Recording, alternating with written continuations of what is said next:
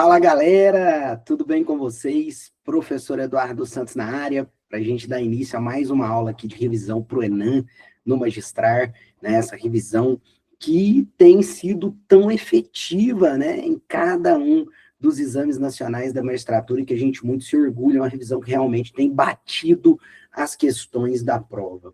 E meus amigos, na aula de hoje nós vamos tratar de um tema importante que já caiu bastante, que é a organização do Estado. Esse tema, né, vamos dizer assim, esse bloco de leis, de organização do Estado, ele condensa desde o estudo do federalismo brasileiro, né, e toda a sua estrutura, etc., como também duas matérias que o Enem tem cobrado bastante, hein? Tem gostado de cobrar. A primeira, organização de competências, nós não tivemos nenhuma prova do Enem que não tenha cobrado essa matéria, então todas as provas, né, até agora, do Exame Nacional da Magistratura, cobraram organização de competências, repartição constitucional de competências, todas, tá?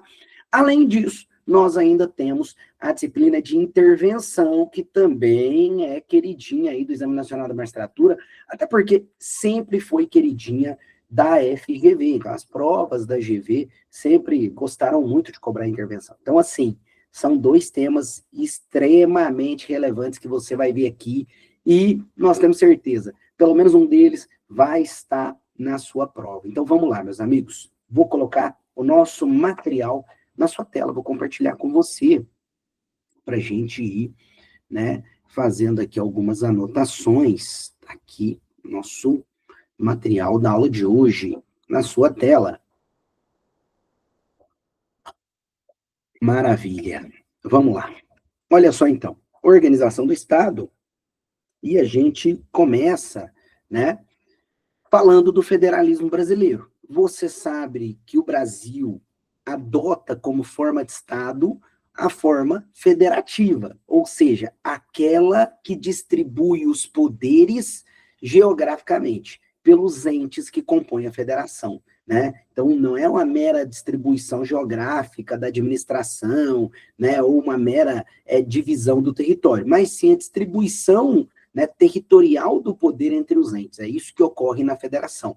Esse modelo instituído especialmente pelos americanos, né, lá em 1787, e que foi incorporado ao Brasil pela Constituição de 1791, embora 2 anos antes tenha sido implementado, né? Perceba, embora a nossa primeira Constituição a adotar o federalismo tenha sido a de 1891, na verdade, o federalismo foi implementado no Brasil 2 anos antes, né, com o decreto número 1, de 15 de novembro de 1889, quando foi proclamada a República. Então, lá na proclamação da República, nós também tivemos a implementação do federalismo, tá certo? Então, esse é um marco importante aí da nossa história. Ótimo.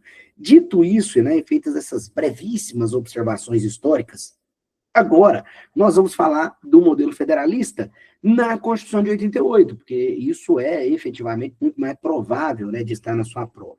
E o artigo 18 é quem vai estabelecer, né, as regras, as balizas do nosso federalismo. E ele diz assim no caput, olha, a organização política administrativa da República Federativa do Brasil compreende a União. Então, perceba, ele está dizendo que a República Federativa do Brasil compreende a União, os estados, o Distrito Federal e os municípios. Então, isso deixa claro para a gente que a República Federativa do Brasil é um somatório de todos os seus entes, União, estados, Distrito Federal e municípios, né?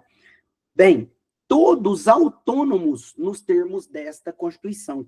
Veja que a Constituição brasileira, ela é muito clara em dizer que todos os nossos entes federados, né, a União, os estados, o DF e os municípios, eles são autônomos, tá? Eles são autônomos nos termos da própria Constituição, ou seja, a Constituição vai distribuir essa autonomia, ela vai dizer o que compete a cada um deles. Maravilha, então isso está muito claro. E por que eu digo isso? Porque aqui nós temos um detalhe extremamente importante, né? Diferente do federalismo americano, por exemplo, onde vige a Supremacy Clause, ou seja, a cláusula de supremacia do direito federal, aqui no Brasil não existe supremacia ou hierarquia entre os entes. Lá nos Estados Unidos existe uma hierarquia, né? A legislação federal lá, ela se sobrepõe às demais. Isso está muito claro pela Supremacy Clause, que está na Constituição americana. O Brasil não adotou essa ideia de supremacia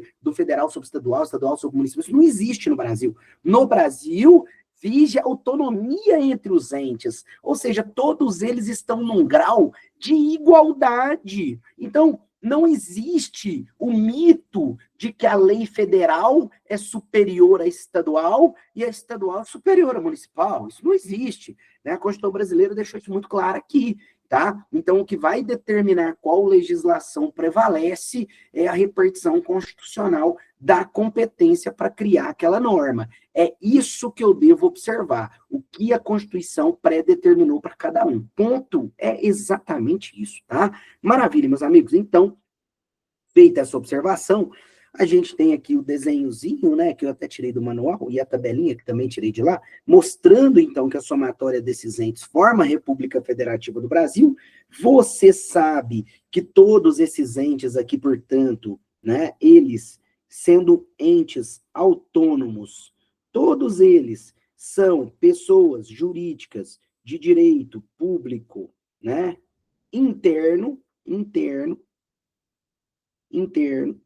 são todos eles órgãos de governo, tá certo? Enquanto a República Federativa do Brasil, vou até alterar a cor, ela é uma pessoa jurídica de direito público externo, ela é um país, né? Ela é o nosso país. E ela não é órgão de governo, ela é órgão de Estado, ela representa o país, né, o Estado brasileiro. E é exatamente por isso que a República Federativa do Brasil, diferente dos entes, ela não tem autonomia, ela tem algo muito maior, ela tem soberania. Então, a República Federativa do Brasil é o nosso ente, né, com soberania, que é formado pelos entes com autonomia, a União, os estados, DF e os municípios, tá certo? Então, esse é o desenho que a Constituição de 88 estabeleceu no artigo 18 para o nosso modelo federalista, tá certo? É isso, meus amigos. Ótimo. Vamos agora falar um pouquinho de cada um desses entes, né? Vamos lá. Então, perceba, como a gente disse, todos eles são autônomos. Então, a Constituição Federal vai atribuir a todos eles, tá, sem exceções, a sua distribuição de autonomia. Então, cada um deles, em primeiro lugar, vai receber o quê? Os seus poderes. Então, a União tem seus poderes, com toda certeza, né? Legislativo, executivo, judiciário. Os estados também, legislativo, executivo, judiciário.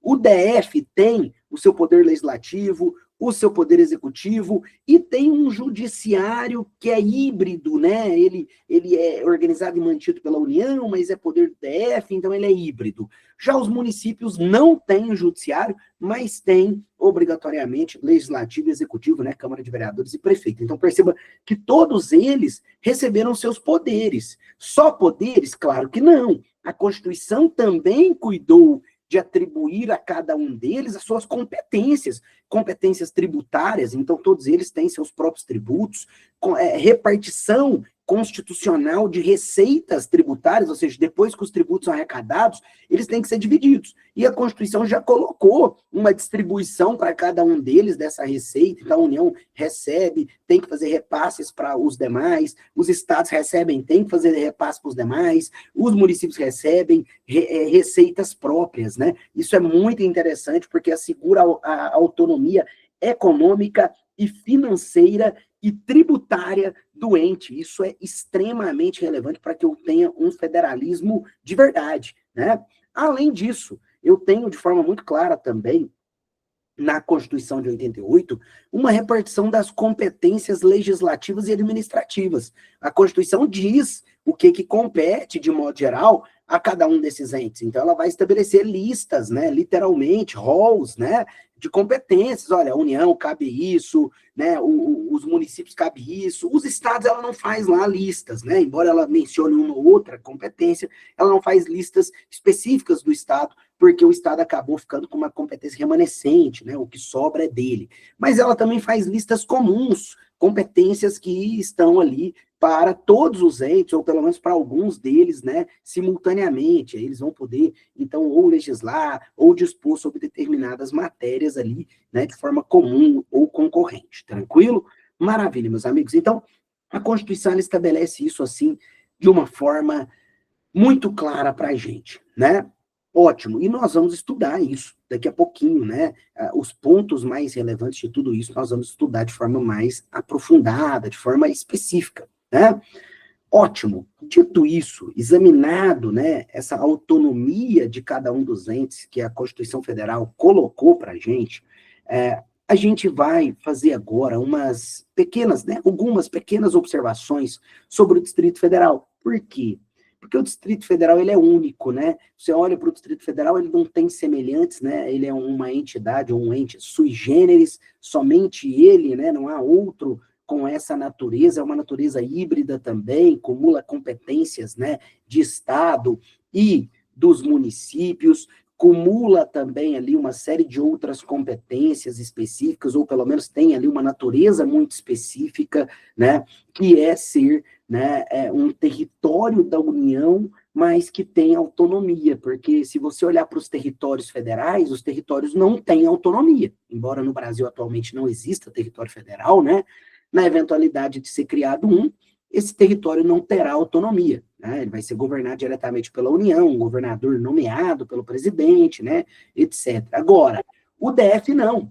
O DF, embora seja um território, né, da União, ele, ele tem autonomia. Tanto que ele tem poderes próprios, ele tem competências próprias, e assim por diante. Só que a grande questão é que este DF, ele não se confunde, embora muitas vezes as pessoas confundam, ele não se confunde com Brasília. Brasília não é o DF, e o DF não é Brasília. O Distrito Federal é um ente federado, né? Um ente federado.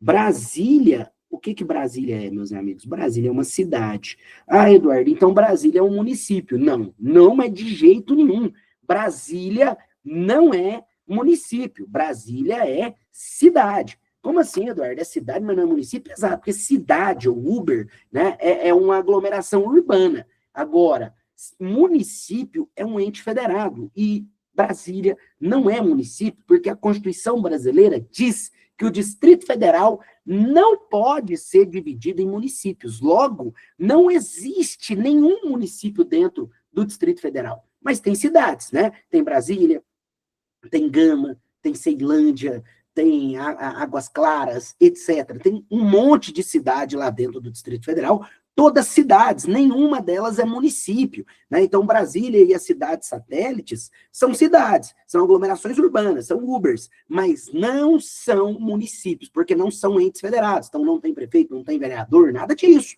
né? Então, quem governa tudo aquilo ali? O governador do Distrito Federal. Quem legisla ali é a Câmara Legislativa do Distrito Federal, tá certo? Então, isso precisa ficar bem claro. Além disso, a Constituição Brasileira de 88, ela diz de forma expressa, né, além de que o DF não pode ser dividido em municípios, ela diz que Brasília, né, seria a capital federal. Isso é expresso, né? A Constituição Brasileira fala isso. Brasília é a capital federal. Então, ela é uma cidade, ela é a capital federal, mas ela não é um município. Tranquilo isso, pessoal? Isso aqui precisa ficar claro para todo mundo, beleza? Ótimo. Dito isso, vamos mais, né? Vamos falar um pouquinho agora de territórios, novos estados, novos municípios, porque a Constituição, lá no artigo 18, vai falar, né, dessas possibilidades. Possibilidade de se criar territórios federais, possibilidade de se criar novos estados, possibilidade de se criar novos municípios. Vamos ver como é que a Constituição tratou isso.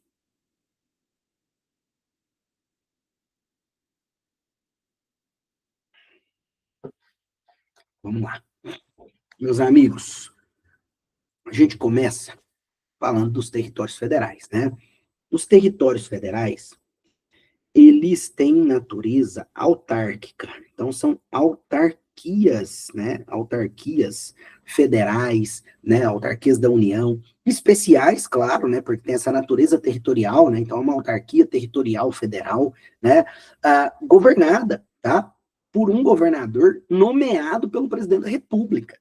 Atualmente, nós não temos territórios federais, mas eles podem ser criados. Então, os últimos territórios, né, dentre eles aí, nós temos, por exemplo, só para exemplificar, Fernando de Noronha, né, que lá com a Constituição de 88 acabou sendo reincorporado ao estado de Pernambuco, tá? Mas atualmente, então, repito, nós não temos territórios federais, tá? Ótimo.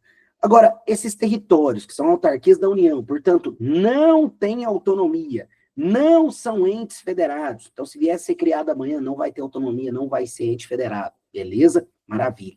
Eles podem ser criados. Como? Veja o que diz o parágrafo 2º do artigo 18. Ele diz assim: os territórios federais integram a União e sua criação, transformação em Estado ou reintegração ao Estado de origem serão regulados em lei complementar. Então, existe a previsão para que uma lei complementar, né, institua e regulamente a criação destes territórios federais, caso, né, seja aí, né, a hipótese de criação de algum deles. Mas até hoje não foram criados durante a vigência da Constituição de 88, beleza? Maravilha. Agora, vamos falar da formação de novos estados e de novos municípios. Meus amigos, em primeiro lugar, né, existe uma parte que até que é comum entre eles, né? Seja para formar novos estados ou novos municípios, a forma que eu posso fazer isso, ela é comum, pode ser por fusão, pode ser por desmembramento, né? Pode ser por incorporação, pode ser por cisão.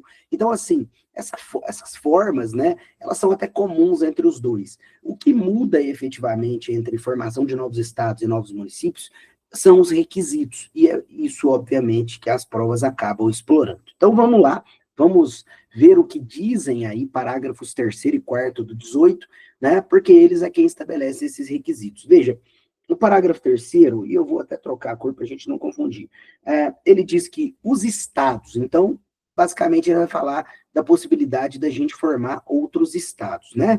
Os estados podem incorporar-se entre si, né? Então, nós podemos ter aqui tanto a fusão entre eles, como também podemos ter um estado incorporando o outro, né? Agregando o outro, e assim por diante. Subdividir-se, então podemos ter todos os tipos de cisão. Desmembrar-se, né? Perder uma parte para formar outro, ou ainda para se anexar a outro que já exista, né? Ou formarem novos estados ou territórios federais. Então, os estados podem vir a formar novos estados ou novos territórios federais a partir dos seus territórios originais, né? Beleza. Agora, como é que eles vão fazer isso? Mediante, em primeiro lugar, primeiro requisito, a aprovação da população diretamente interessada através de plebiscito. Então, esse aqui é o primeiro requisito que eu tenho. Mas eu tenho um outro, e também da aprovação do Congresso Nacional por lei complementar. Então, tem dois requisitos muito claros aqui para que eu possa formar legitimamente um novo Estado, né? Maravilha. Agora, a formação de novos municípios, ela tem outras exigências. Parágrafo 4º é quem vai nos falar sobre isso. Ela diz assim: a criação, a incorporação, a fusão e o desmembramento de municípios far-se-ão por, então, em primeiro lugar, lei estadual. Esse é o primeiro requisito, é uma lei estadual, né? Dentro de período determinado por lei complementar federal. Então, esse é o segundo requisito, uma lei complementar federal. E dependerão de consulta prévia, mediante plebiscito, às populações dos municípios envolvidos. Então, esse plebiscito aqui, né, é o meu terceiro requisito, né? Após divulgação dos estudos de viabilidade municipal apresentados e publicados na forma da lei. Então, esse aqui é o meu quarto requisito. Perceba, né? Eu tenho aqui 4 requisitos para formar novos municípios. embora a Constituição fale primeiro ali na lei estadual e tal, a ordem não é bem essa, né? Porque a primeira coisa que eu preciso ter aqui é essa lei complementar federal. Porque sem essa lei complementar federal, me dizendo qual é o período possível, quais requisitos necessários para a formação de novos municípios, eu não posso formar novos municípios. Aí sim, se eu tiver essa lei complementar federal antes, aí eu vou ter uma consulta prévia à população, vou ter estudos de viabilidade municipal e, por fim, né, se tudo isso estiver certinho, foi aprovado, tudo bonitinho, aí eu tenho uma lei estadual. Aí vem a lei estadual. A lei estadual é a lei criadora. Quem cria um novo município é essa lei estadual. Mas ela acaba sendo aí, né, o último passo disso tudo. Tranquilo? A gente sabe que essa lei complementar federal até hoje não existe, embora no passado a gente já tenha tido, né, a criação de vários municípios putativos sem essa lei complementar federal. O STF, inclusive, declarou eles inconstitucionais, depois o Congresso reverteu essa decisão do STF com uma emenda à Constituição, ratificando ali os municípios formados até 2006, e depois nós ainda tivemos mais alguns sendo formados, mas aí declarados inconstitucionais pelo Supremo, que mandou voltar, né? É isso, meus amigos, esse é o nosso panorama, tá? Ótimo. Dito isso, nós temos aqui uma tabelinha, né? Esse é um tema que eu considero até bem chatinho, mas que de vez em quando acaba caindo na prova. E normalmente quando cai em prova, né, o tema de bens, né, dos entes, ele vem mais fazendo uma comparação mesmo ali entre os bens dos estados, que estão lá no artigo 26, e os bens da União, que estão no artigo 20 da Constituição Federal. Então, em razão disso, eu elaborei essa tabela para vocês, que está até no meu manual, dei um print lá e trouxe aqui para a gente. Olha só. Eu não vou ficar lendo, né, até porque isso aqui é artigo, mas eu quero só te mostrar rapidamente e exemplificar isso daqui, né? Então, veja, de cá nós temos os bens da União e de cá os bens dos estados. E o que acontece é que, quando a Constituição estabelece os bens dos estados, ela estabelece ali apenas 4 incisos, né? São só 4 incisos. E esses 4 incisos, eles encontram, né, certa similaridade temática com alguns incisos do artigo 20. Então, a melhor maneira que existe de você estudar esse tema é literalmente numa comparação. E aí você vai ver, né, que a comparação ela se resume a essa parte aqui, né, dos bens estaduais, né, que você compara com os bens federais. Olha só. Então, se de um lado o artigo 20, inciso 2, diz que são bens da União as terras devolutas, indispensáveis à defesa das fronteiras, das fortificações, construções militares, das vias federais, de comunicação e a preservação ambiental definidas em lei, do outro, o 26 diz que as terras devolutas não compreendidas entre as da União são dos estados, né? A mesma coisa você vai ver quando o tema são águas, né? O tema águas também é tratado aqui, né, pelo inciso 3 do 20 e pelo inciso 1 do 26. E aí você consegue comparar, né, quais pertencem aos estados, quais pertencem à União. Depois, as ilhas, né? E as margens, as costas, né, etc. Aí você consegue, o inciso 4 estabelece os da União, o inciso 2 e 3 do 26 estabelecem os dos estados, e você consegue fazer essa comparação por meio desta tabela que eu trouxe para vocês. Então, essa tabela aqui, ela ajuda bastante você a memorizar aquilo que é mais importante, né? Porque se você conhece os bens dos estados, você não vai confundir com os da União, né? Então, às vezes eu até digo isso, é mais fácil você memorizar os do estado, que são bem menos, né? E a comparação deles com os da União, acabou, né? Isso aí já vai te ajudar demais, né? O melhor mesmo é que você saiba todos, mas a gente sabe que isso é um pouco difícil, né? Bem, agora, superado tudo isso, nós vamos falar de repartição constitucional de competências. E a Constituição Federal, ela usa 2 técnicas para distribuir as competências entre os entes federados, né? A primeira técnica é a repartição horizontal, onde ela vai estabelecer só para um único ente determinada competência. Então, ela vai dizer, olha, isso aqui é só para o município, isso aqui é só para a União. Então, ela vai lá e estabelece uma competência, né, vertical. Do outro lado, nós também temos, e daqui a pouco a gente vai ver, está aqui, né, competências verticais. Então, daqui nós temos as horizontais, que ficam para um único ente, e do outro lado nós temos as verticais, que eu distribuo para mais de um ente ao mesmo tempo. Então, na repartição vertical de competências, eu vou distribuir para mais de um ente o mesmo tema. Eu vou dizer, sei lá, olha, meio ambiente. Então, a União, os estados, o DF e o município podem dispor sobre meio ambiente simultaneamente, de forma concomitante. Quem se lembra da pandemia, né? Saúde pública é uma dessas matérias, e assim vai, tá? Então, ótimo, vamos estudar primeiro a repartição horizontal, ou seja, aquela em que um único ente recebe a competência. Veja, o artigo 21 e 22 estabelecem as competências que são só da União, mas há diferenças entre eles, claro, né? A gente pode destacar aqui pelo menos 3 diferenças.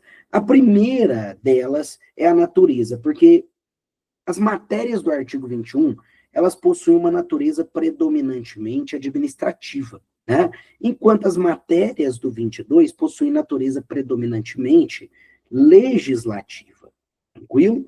A segunda diferença está no nome, né? Porque a doutrina diz que as competências do artigo 21 seriam exclusivas e as do 22 privativas da União. Eduardo, mas só muda só esse nome? Por que muda esse nome, né? Em razão da terceira diferença. Qual é a terceira diferença? A terceira diferença é que as competências do 21, né, elas não podem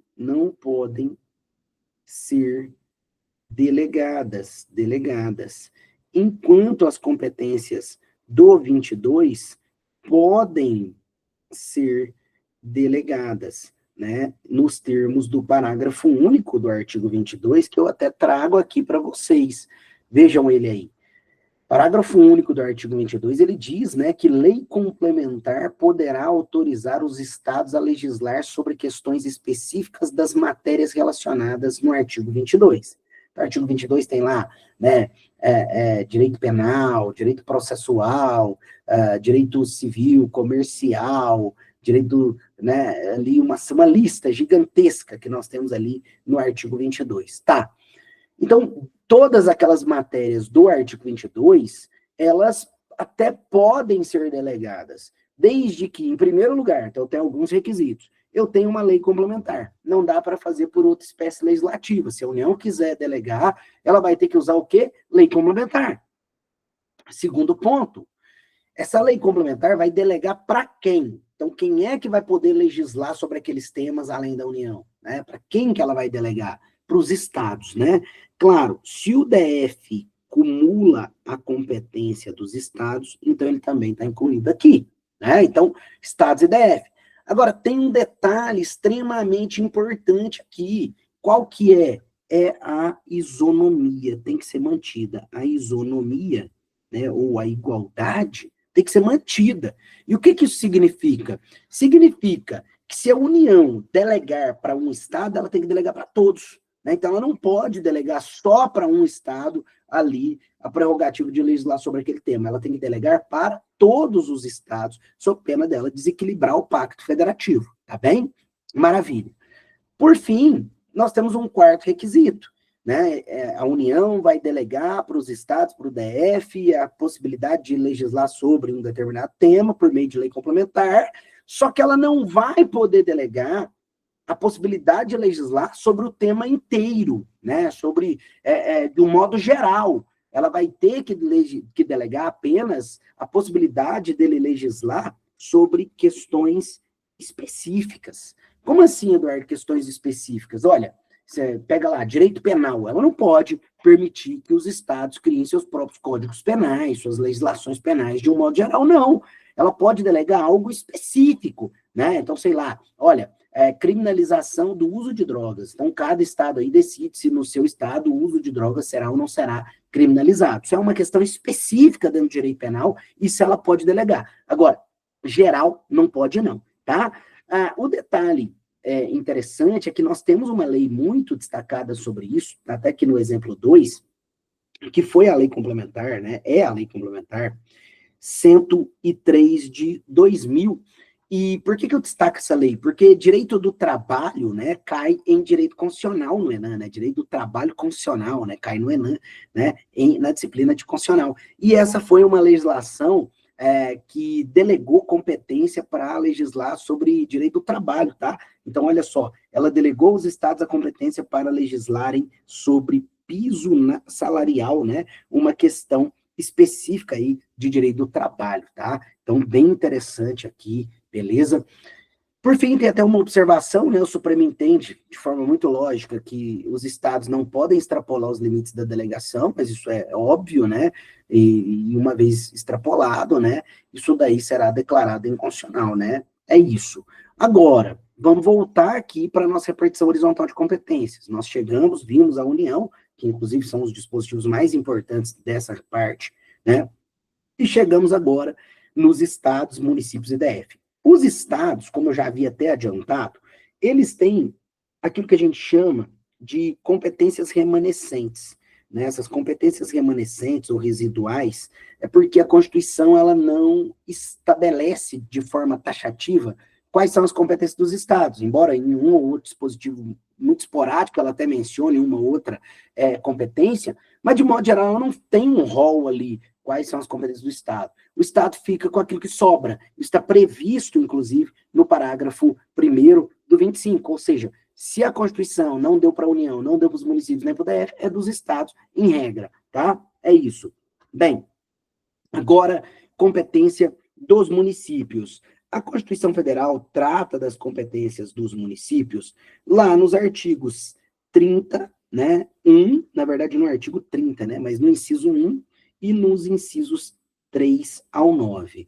No inciso 1, ela fala da competência legislativa dos municípios. Ela vai dizer que compete aos municípios, né, legislarem com base no interesse local. Então, tudo aquilo que for de interesse local é da legislação municipal, tá? Horário de funcionamento do comércio, colocar ali, né, a quantidade de volume que se pode colocar o som naquela cidade, e assim por diante. Tá, agora, nos incisos 3 ao 9, ela estabelece competências que são predominantemente administrativas, ali, por exemplo, relacionadas ao transporte público, né, e assim por diante. Então, tá ali um rolzinho importante para você.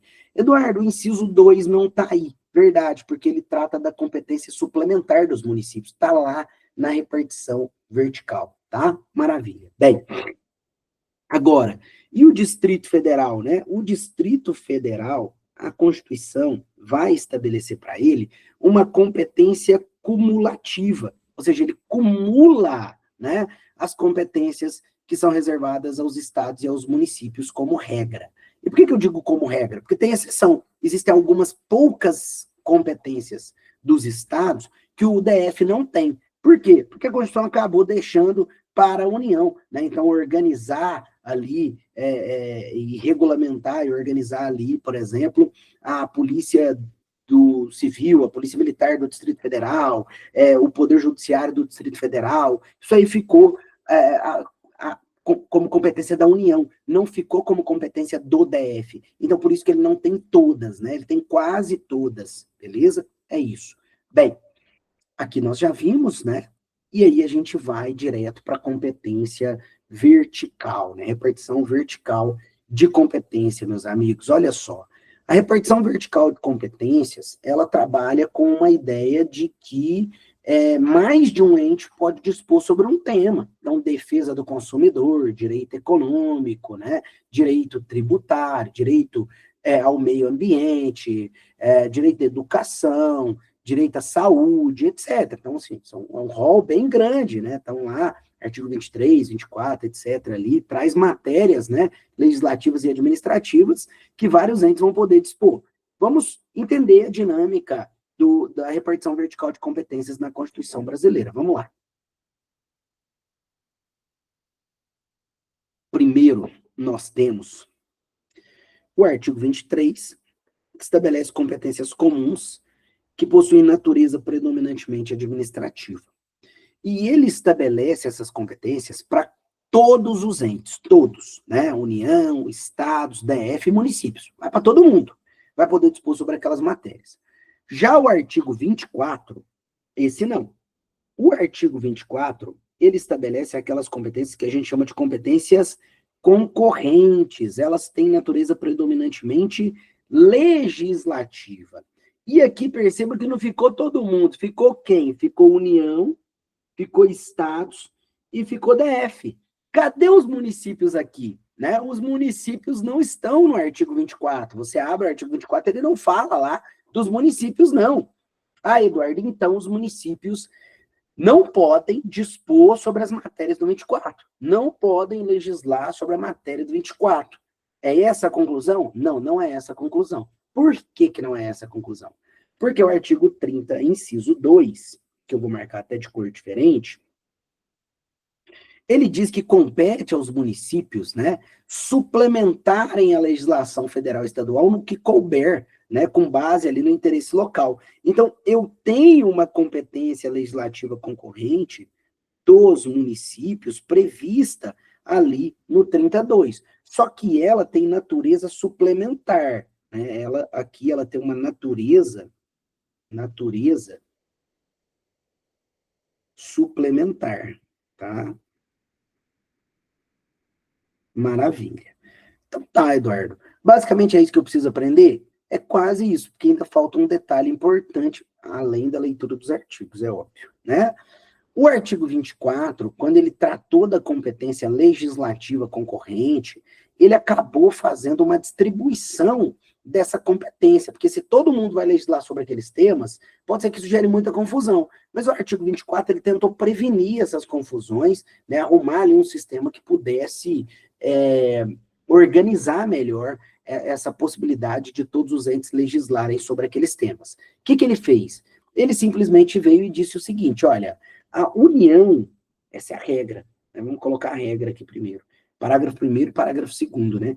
A União, ela deve criar as normas gerais, enquanto os estados, eles devem criar as normas específicas, complementando ali, então, a legislação, né, federal, com base ali no interesse daquele estado, né? Então, basicamente, seria isso. Então, está bem claro ali nos parágrafos 1º e 2º do artigo 24. Primeiro, dizendo que a União vai se limitar, essa expressão é importante, a estabelecer normas gerais, enquanto isso não vai, né, segundo o 2º, excluir a competência legislativa dos estados, né, de estabelecerem, portanto, suas normas específicas. Ótimo. Então, a União cria norma geral, o estado cria norma específica.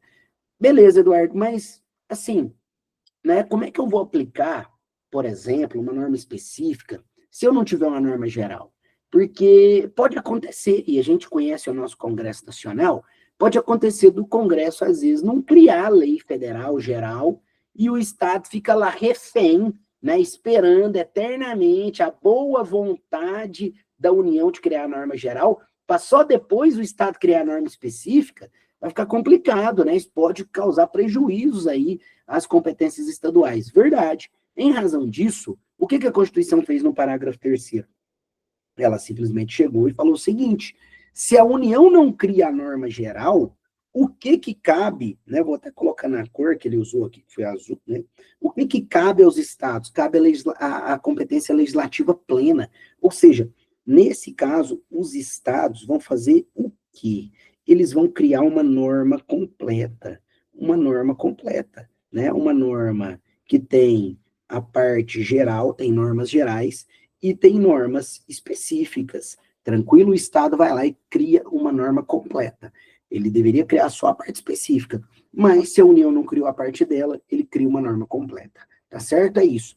Mas, Eduardo, e se passa muito tempo, e aí depois disso a União finalmente cria a norma específica, desculpa, a norma geral, né? Depois de muito tempo, ou seja, supervenientemente, né? Ela cria essa norma geral, mas aí o Estado já tinha criado a norma específica. O que acontece nesse caso? Bem, nesse caso, o parágrafo 4º nos diz o que acontece. Ele diz que se eu tenho o advento de uma norma federal geral superveniente, então vou colocar aqui uma norma geral, né, federal superveniente, foi criada pela União, finalmente, depois da norma completa do Estado. O que essa norma geral federal faz, segundo o parágrafo 4º? Ela suspende, meus amigos, suspende, né? No que for contrário, aquelas normas gerais criadas pelos estados. Então, ela não vai revogar, porque ela não teria esse poder, já que não tem hierarquia entre essas leis, né? Mas ela vai suspender, de modo que se no futuro, por exemplo, essa norma geral federal vier a ser revogada eventualmente, pode ser que aquelas disposições gerais do estado voltem a ser vigentes, né? Acabe ali a causa de suspensão e elas voltem a produzir efeitos normalmente, tá certo? Então, importante a gente notar isso, tá aí, parágrafo 1, parágrafo 1º, 2º, 3º, 4º, né, do artigo 24, que estrutura essa dinâmica. Tá. Agora, meus amigos, vamos falar de intervenção, né?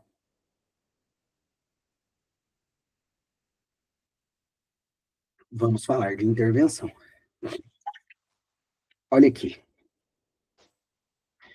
Tá bem claro para a gente, nos artigos 34, 35 e 36, que nós temos ali, basicamente, dois tipos de intervenção. A União intervindo nos estados, ou ainda, né, nos municípios de território federal, mas território federal não existe, então seria nos estados atualmente, né? Ela até pode intervir nos municípios dos territórios federais. O território federal não existe por enquanto, né? Ou então os estados intervindo nos seus municípios, nos municípios daquele estado, né, respectivo. Ah, Eduardo, então a União não intervém nos municípios de nenhum estado. Não, não pode. A União não pode intervir nos municípios dos estados, não. Então, a União não pode intervir em Goiânia, não pode intervir em Manaus, em Porto Alegre, em Uberlândia. Não pode, né? Não pode, tá certo? Ela só vai poder intervir nos estados ou nos municípios de território federal.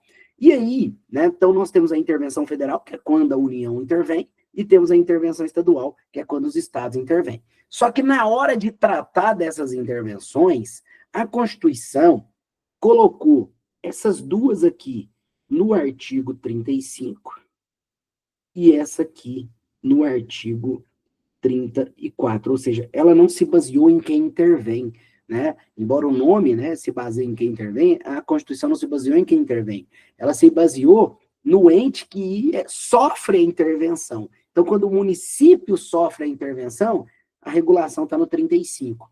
Quando os estados sofrem a intervenção, a regulação está no 34. Beleza? É isso. Ótimo. Vamos, então, começar pela intervenção federal, vamos dizer assim, raiz, né? Que é quando ela intervém nos estados ou no Distrito Federal. E aí nós temos um rol, né, muito claro ali no artigo 34, que é um rol taxativo, né? Este aqui, gente, é um rol taxativo. Nenhuma lei pode aumentar esse rol, tá? Emenda a Constituição, tudo bem, pode até reorganizá-lo, mas nenhuma lei pode aumentar este rol, nem diminuir esse rol, nem nada do tipo. Mas vamos lá. O 34, ele diz, então, que a União não intervirá nos estados nem no DF, exceto para. É muito interessante essa disposição, porque quando ela estabelece, né, que a União não intervirá, perceba que ela estabelece a regra. A regra é qual?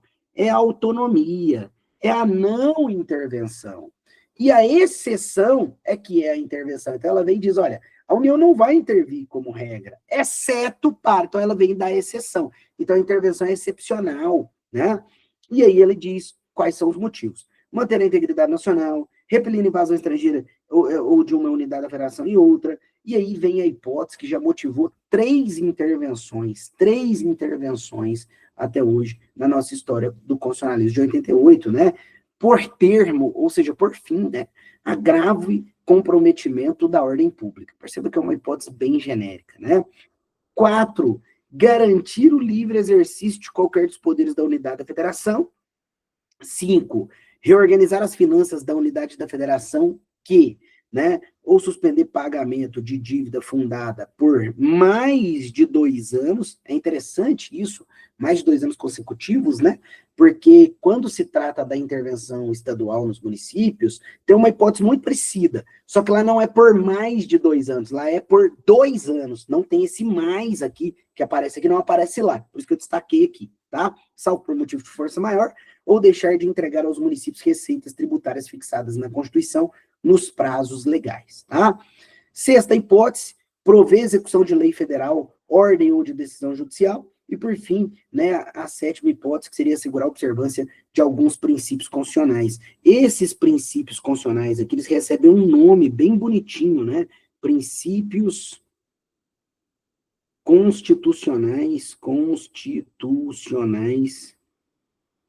sensíveis, tranquilo? Então, princípios constitucionais sensíveis. E aí estão ali, forma republicana, sistema representativo, regime democrático, direitos da pessoa humana, autonomia municipal, prestação de contas da administração pública e aplicação do mínimo de saúde e de educação. Então, isso está bem claro aí na Constituição Federal. Agora, nós temos, de acordo com o artigo 36, sobretudo, né, as formas como cada uma dessas hipóteses vão ser implementadas. E eu posso ter isso de forma espontânea. Espontânea é o quê, Eduardo? É quando o próprio presidente da República vai lá e decreta, o que ele quer, né? Aí, nas outras hipóteses, não é o presidente da República que decreta, não? É sim. Sempre, toda intervenção é feita pelo presidente da República. Não tem como não ser intervenção federal, né? Sempre vai ser por decreto do presidente da República. Mas tem uma diferença. É que, às vezes, ele pode ir lá porque, discricionariamente, ele acredita que é caso de intervenção e ele intervém. Ou seja, quem decide é ele. E há outros casos em que ele não toma iniciativa. Na verdade, ele é provocado. Existe alguém que chega e fala, ó, presidente, intervém ali. Nesses outros casos de provocação, eu posso ter dois tipos de provocação. A provocação que é feita, né, por uma solicitação, que é aquele pedido, você lembra da classificação dos atos administrativos? A solicitação, um pedido discricionário, não vinculado. Eu peço, a autoridade pode ou não me atender. Né? Então, tem a provocado por solicitação. E existe ainda, né, a requisição. Então, provocado por requisição. Quando eu tenho requisição, não pode negar, não. Né? Preenchido os requisitos, não pode negar, não. A autoridade vai ter que fazer. Então, provocado por requisição é um pedido vinculado, é um pedido obrigatório, ele vai ter que fazer. Né? Beleza isso? Maravilha. Então, nós temos ali que as hipóteses do inciso 1, 2, 3 e 5 são de ofício, são espontâneas. O presidente é quem toma iniciativa. Mas nós temos no inciso 4, né, especialmente ali, não todo ele, mas uma parte dele, tá? Acumulada ali com 36.1, parágrafo, primeira parte, a possibilidade de uma solicitação, né, ou seja, de uma provocação por solicitação, um pedido que o presidente pode ou não atender, né, quando ele decreta ali, né, em caso do Poder Legislativo ou do Poder Executivo ter sido coagido ou impedido, ou seja, não está conseguindo exercer suas funções. Ah, Eduardo, o que está faltando aí para ter sido completo? O judiciário, porque nos casos do judiciário, meu amigo, nunca é provocação por solicitação, sempre é provocação por requisição. Então, vamos descer. Provocação por requisição, ou seja, aqui, meus amigos, eu tenho uma ordem judicial. Aqui acabou, aqui não tem conversa. Aqui ele vai ter que ir promover a intervenção e resolver o problema, né?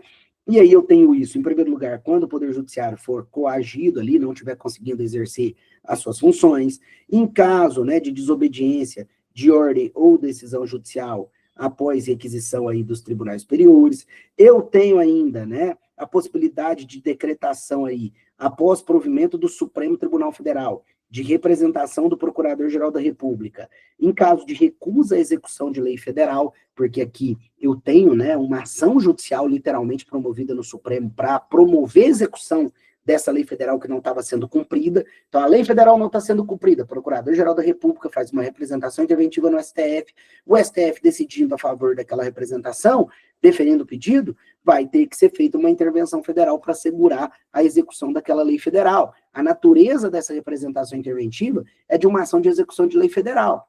Já na hipótese de baixo, eu posso ter o mesmo procedimento, né? Decretação de provimento pelo Supremo, em uma representação interventiva do Procurador-Geral da República, por inobservância dos princípios constitucionais sensíveis.